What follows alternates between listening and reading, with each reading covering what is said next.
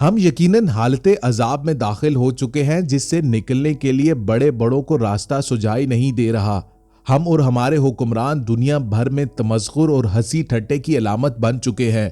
भरे मजमे में ताली बजाते हुए नरेंद्र मोदी कहता है, पाकिस्तान की सारी हेकड़ी मैंने निकाल दी, उसे कटोरा लेकर पूरी दुनिया में घूमने पर मजबूर कर दिया। भारत के किसी हुक्मरान ने हमारी ऐसी हंसी तो आज तक नहीं उड़ाई थी। इसका साफ मतलब यह है कि हम पर इस वक्त बदतरीन हुक्मरान मुसल्लत है और ये दौर पाकिस्तान की तारीख का बदतरीन दौर है।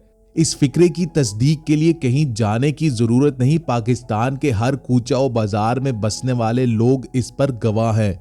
ये मुल्क एक ऐसी बंद गली में आ निकला है जिससे निकलने का रास्ता किसी को नहीं मालूम। उनको भी नहीं सुझाई दे रहा जो बार बार इस मुल्क की डूबती हुई कश्ती को पार लगाने के लिए सरहदों की हिफाजत की अहमियत को कुछ अरसा के लिए पसे पुश्त डालकर पाकिस्तान की मईशत को बचाने आ निकलते थे। ये तो हमें उन 3 अदवार की मुआशी तरक्की में अमरीकी इमदाद की बरसात से अंदाजा हुआ कि अयूब, जिया और मुशर्रफ के जमाने में हम पर डॉलरों का हन बरसता था, जिसकी वजह से हम खुशहाल दिखाई देते थे। मगर इस इमदाद के उजाने के तौर पर हमने अमेरिका के लिए जो खिदमात सरअंजाम दी उसने इस कौम को तो बर्बाद करना ही था। लेकिन एक किस्म की बदतरीन खराबी हमारे फैसला साजों और ताकतवर कुव्वतों में आ गई। अब वो मुल्क को खुद सुधारने की बजाय इस इंतजार में लग गए कि कब अमेरिका हमारे आसपास कोई मुहाजे जंग खोले और फिर हमारी जरूरत पड़े और यूं हम पर हन बरसना शुरू हो जाए।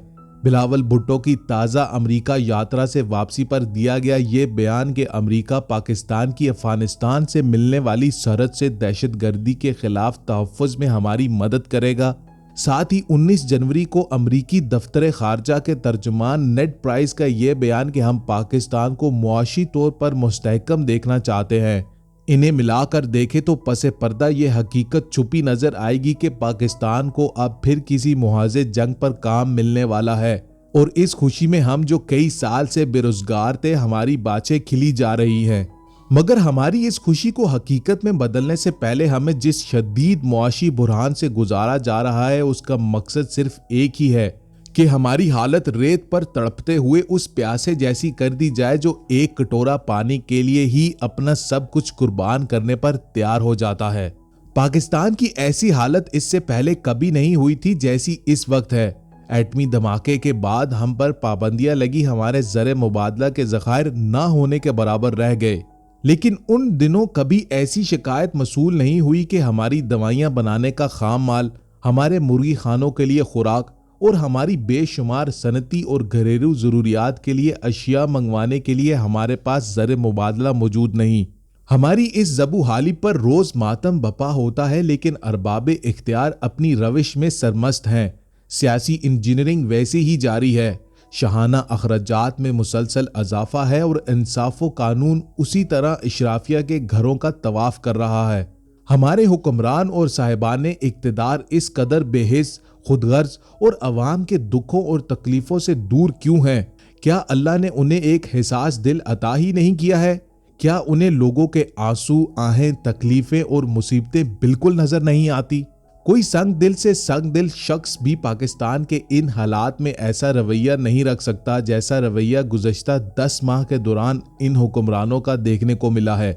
ये नहीं कि हम पर इफ्ताद पहले नहीं टूटी, ऐसा होता रहा है, लेकिन ऐसा कुछ इस डिटाई से कोई नहीं करता था और इस कदर बेखौफी से कोई अपनी बेहिसी का दिफा नहीं करता था। ऐसी तर्ज हुक्मरानी और ऐसे हुक्मरान मेरे अल्लाह के नज़दीक अवाम की बदअमालियों का नतीजा होते हैं। हदीस कुदसी है, इरशाद फरमाया, मैं अल्लाह हूँ, मैं बादशाहों का मालिक और बादशाहों का बादशाह हूँ। बादशाहों के दिल मेरे हाथ में हैं।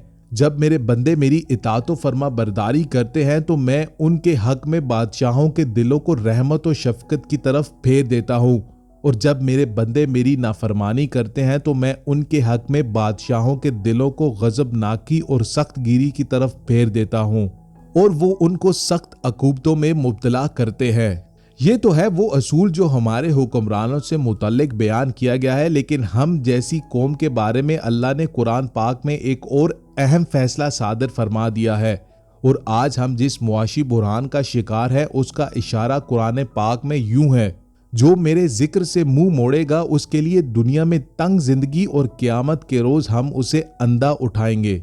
जिक्र से मुराद कुरान पाक है, यानी जब हम इस दरसे नसीहत से मुंह मोड़ेंगे तो हमारे साथ ऐसा ही होगा। अल्लाह ने यहाँ लफ्ज मईशत जन का इस्तेमाल किया है, जिसका मतलब है किसी की गुजारन मुश्किल कर देना। यानी तुम्हारे खेत लहला रहे होंगे, तुम्हारी जेबों में सरमाया मौजूद होगा, लेकिन तुम्हें चैन की जिंदगी नसीब ना हो।